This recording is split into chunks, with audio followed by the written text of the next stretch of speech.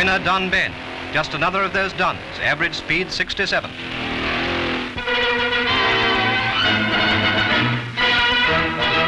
Anchors away, as the sailors say, and it's hay for Epsom on Derby Day. This is the day of days, of course, when every Britisher owns a horse, when worthy employers employ their tact and truant employees don't get sacked. In fact, it's the day when from empty towns we gravitate up to Epsom Downs.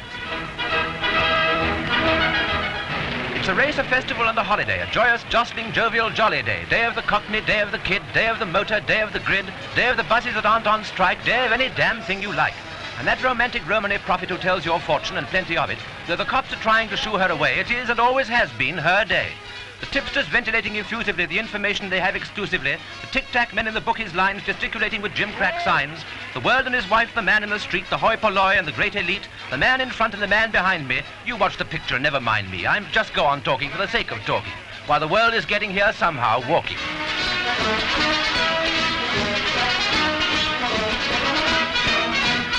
What is missing? There's just one thing. What is a derby without the king? King, queen, family, friends arrive, and the low-toned hubbub becomes alive with the sort of shout you'd expect to hear in this true blue coronation year.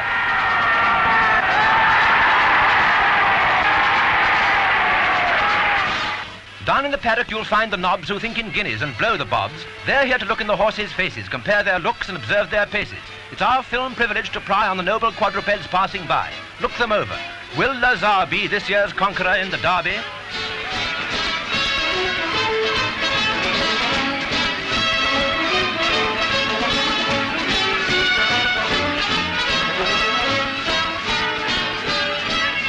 Having consulted the facts firsthand, it's time we call it the old firm stand. And if in doubt whom to patronize, select the one with the straightest eyes. Alternatively, make your choice on the pleasing qualities of the voice. Full south, 62 and 60 over class. 206, they go. Come on, money in, What have I backed? Well, I've got a bit on something that isn't the favourite. And here they come for a final view, 21 G's in a stately queue. And now I think that it's fully time to revert to prose and abandon rhyme.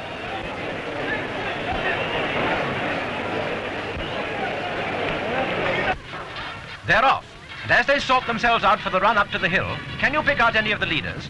I can tell you one thing, Lazar isn't there, nor is Cashbook in the first 5. But perhaps you can see Steve Donohue's hoop shirt on Renato. The veteran jockey who has won 6 derbies is out on the rails in front, with Le Bambino beside him and Fairford on the outside. Where's my outsider? I don't see him for the moment. Steve, who knows the course backwards, is going straight for it today. But presently you'll see him passed by Fairford, whose jockey has a bold black belt across his white silk.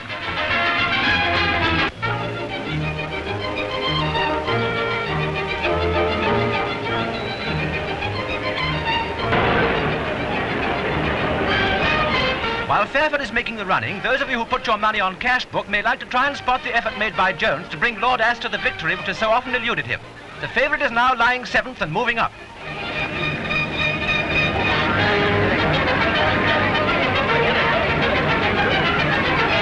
And as he's doomed to be unlucky again, don't waste the golden moments when you should be following the leaders. So observe that at Tattenham Corner, Fairford still holds the lead, but that Goya II is coming up strongly to pass him.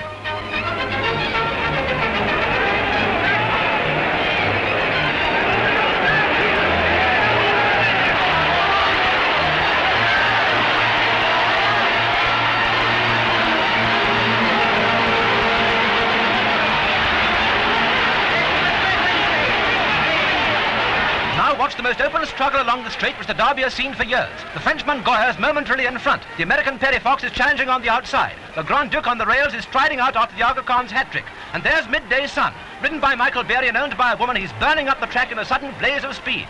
His colours are dark with light sleeves and he's going on to win. But wait a second, what about Sandsprite? Owned by another woman and sprinting up on the outside. No, Midday Sun just has enough to spare. He wins.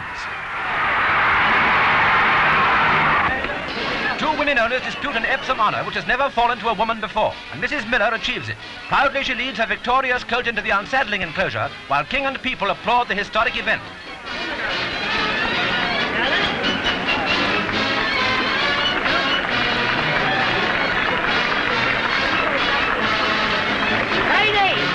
So the first women's derby ever won is the work of a horse called Midday Sun.